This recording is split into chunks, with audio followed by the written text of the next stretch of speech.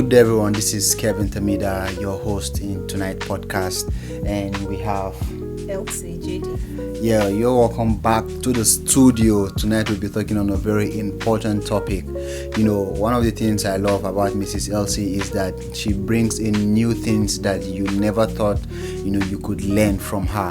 And so today we'll be talking about country living. Have you ever heard of country living? Just stay tuned as we discuss about it.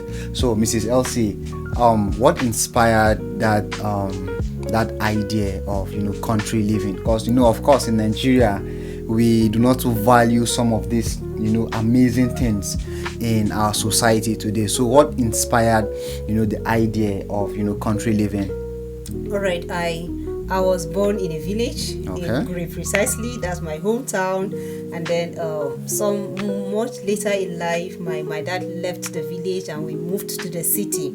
But while growing up in the village, we were trained, to love plants, to farm, and so all of us were familiar in my family with farming, with planting. And when we left the city, we didn't have that. When we left the village, rather, we didn't have that opportunity of growing plants. And when I got married, or much earlier than that, I read so much, and I'd always admired people living, in farmland, raising their own food, their vegetables, and the rest. And so when I became a vegetarian and a vegan, I wanted to grow my own vegetables. I wanted to grow my own food organically, and I knew that living in the city wouldn't give me that opportunity to do that, because most of the times you live in a place that is crowded, there's no land for you to cultivate, and it's not something you can do, from a very far distance. You go to farm, you may not have that luxury of time and convenience to do that.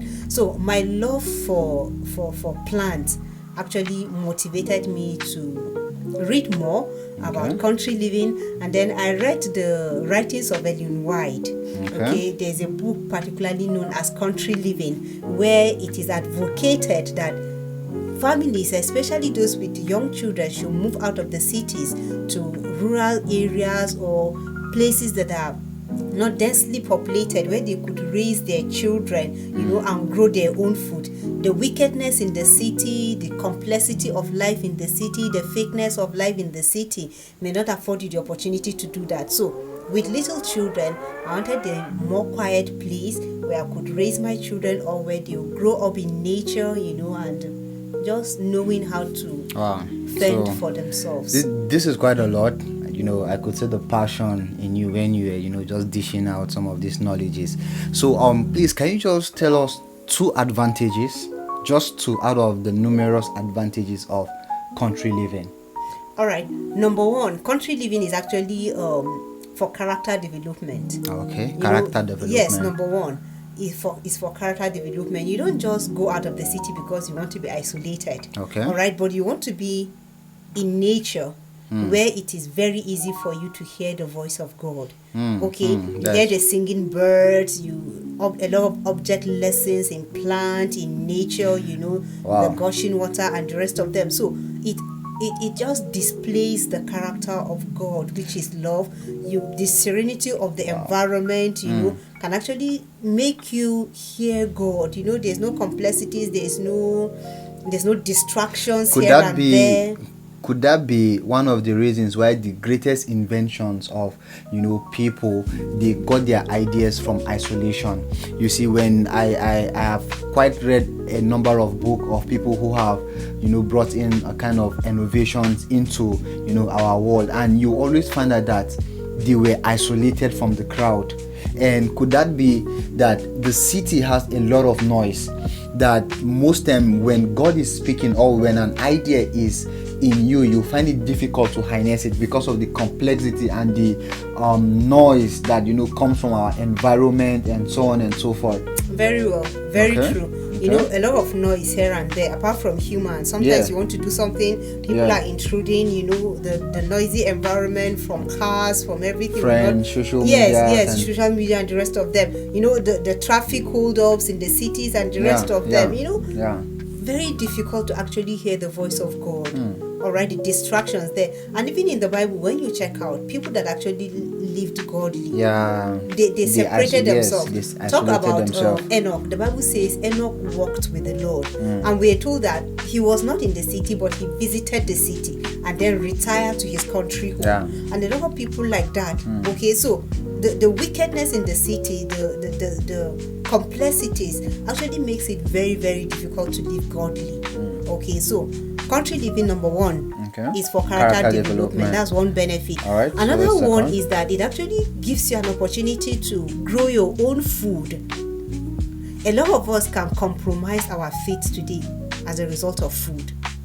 Okay, people say, no, I have to eat, and so I can do anything to make sure I provide food for my family. But when you live in the country, according to the council, move out to less populated areas where you can have land, buy land that is actually cheap. Okay, your house is there, your farm is there. Okay, you raise your orchard, you raise your vegetables, you raise your grains, and then you stay in that land.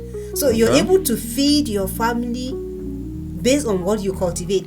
And in these times that we live in, where everything is being polluted, there's this control system to just control everything. Everything is the seed. Okay, we're not sure of them right now. They are being manipulated. Okay, a lot of pesticide here and there that is reducing the quality of the food we consume. A lot of illnesses today as a result of the food we eat. Even the vegetables we buy in the market were not safe. All right, but when you raise them up yourself, you're sure of what you're eating, you're sure of what you're feeding your family with. And so nobody can tell you. So it's like growing your own food. Somebody says it's like printing your own currency. You get it? You can actually survive without money. In olden days, people survived with trade by barter, isn't it? The truth is, aside that, the joy, that comes with you growing something of your own, like you are the source, like you are the one whom have developed this like a kind of develop a plant from its tender age, I could remember some months back, my mom planted turmeric, and you see, I've seen her buy other things like tomatoes, and so on and so forth, but the day she harvested that turmeric, you could see the joy. Yes, like I'm telling you, like you could see the joy. She was dancing and was like, "Oh, my turmeric is fine." It's so on. So I actually believe that beyond the farming itself, that joy it gives you because you waited through a process of time for that plant, to grow to where it is. So I believe it does much more than the feeding. And I had an experience like that. I think 2 years ago, our bananas fruited, and I decided not to cut it off, but just leave it on the tree. And anytime I wanted to eat, I'll just go and pick one. It was the joy. The joy, like as in the joy is so fulfilling. Yes. So we've not still defined what a country living is, because for me, when I heard it for the first time, I really do not even know what it means. So I believe there are so many people who do not know what country living is. So can you just share a little light so that they would understand? All right, country living simply means living the large cities, okay, and going to sparsely populated areas. It could be a village, all right, that is not densely populated, where you could actually have free land and cultivate. You don't really have to go to the mountains. All right, there are people that do.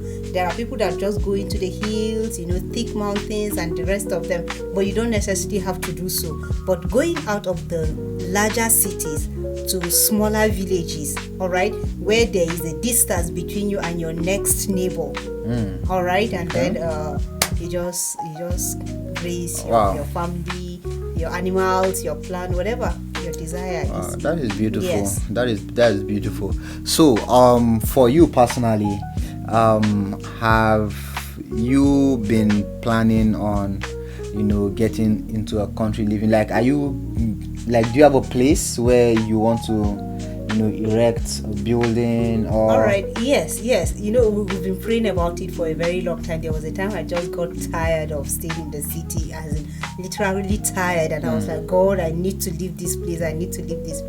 And God actually answered at His own time. Wow, all right. We've not really moved to a place to call our own, but sometimes the movement is stage by stage. It's a process. Yes, it's a process. Okay, stage by stage, you leave to another smaller place. So we left the city last year and we just moved to a place where we are right now is not a country, because we're in the midst of people. In fact, from my house, you can hear what the other person is saying in his house, and I'm already fed up with that place.